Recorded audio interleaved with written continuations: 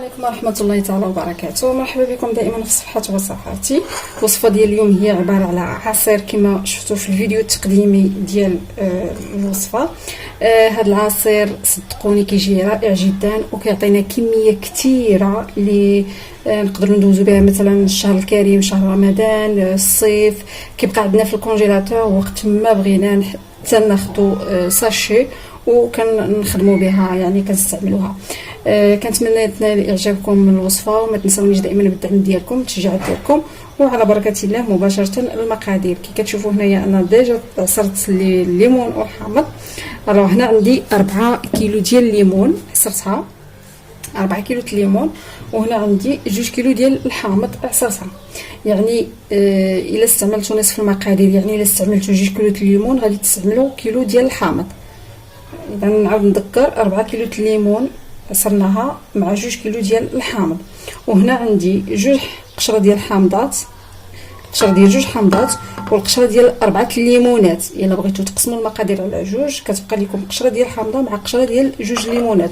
وبطبيعه الحال ما نساوش سكر سنيده. غادي كنستعملوا في الخليط الواحد كنستعملوا 7 ديال الكيسان. حنا بما اننا مضوبلين الخليط غادي نستعملوا 14 للكاس. اذا على بركه الله نجيب الطنجره ديالي. اذا الطنجره ولا الجميله على حسب فاش تستعملوا. اولا غادي نكب الحامض عفوا الليمون، عصير ديال الليمون هنا. غادي نزيدوا عليه عصير الحامض. كي كتشوفوا هنايا راه عندي مثلج حيت كنت عصرته قبل ودرته في الكونجيلاتور. وغنضيف عليهم القشور ديال الليمون ديال الحامض.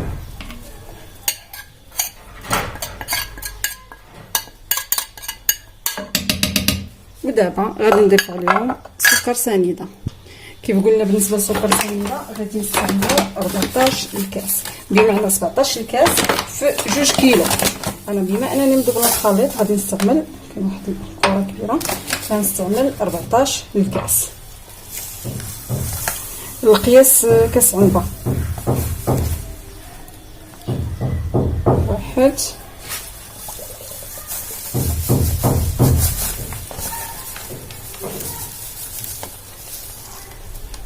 2 3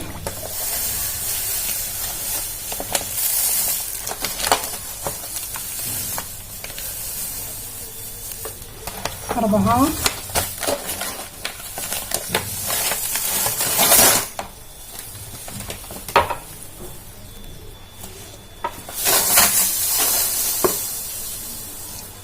5 6 7 8 9 10 11 12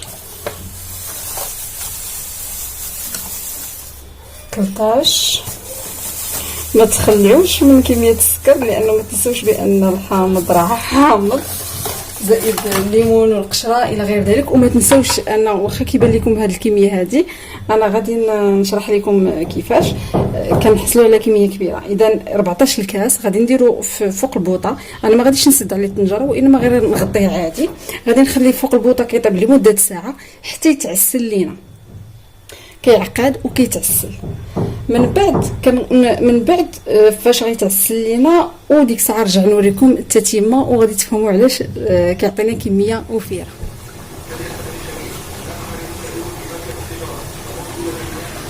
من بعد ما كيطيب لينا العصير ديالنا ها هو كيجي، وراه كيقدر يجي خسر من هكذا. اذا دابا شنو غندير؟ غادي ناخذ الساشيات ديال الكونجيل وغادي هادو الساشيات اللي كنديرو في الكونجي، وغادي نعبرو 2 كيسان. كنعبرو بالكاس ديال العنبه. كل جوج كيسان غنديروهم في واحد الساشيه. واحد كيجي رائع. جوج غادي نسد اول ساشيه،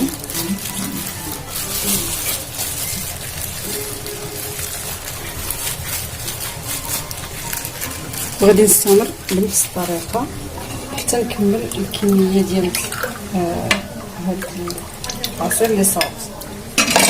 الكاس الاول،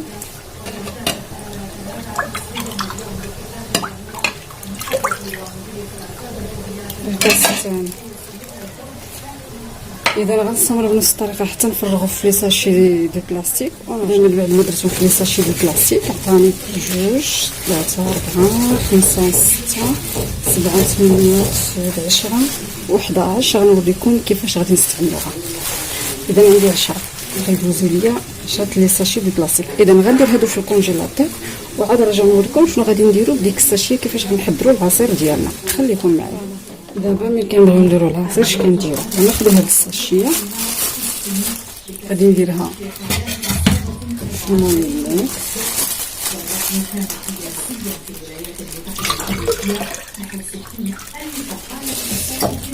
نضيفو عليها تقريبا لتر ديال الماء.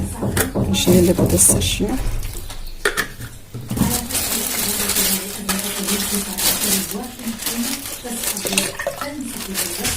نضيفو كي قلنا تقريبا لتر ديال الماء.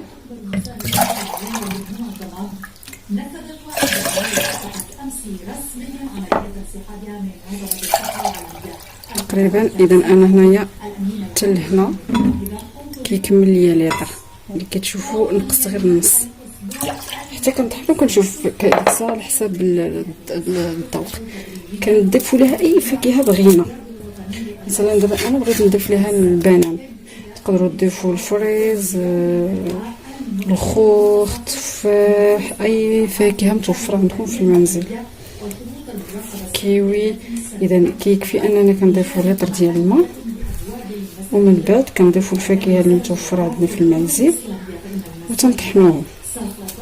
اذا غنستمر نضيف قياس ديك 4 البنانات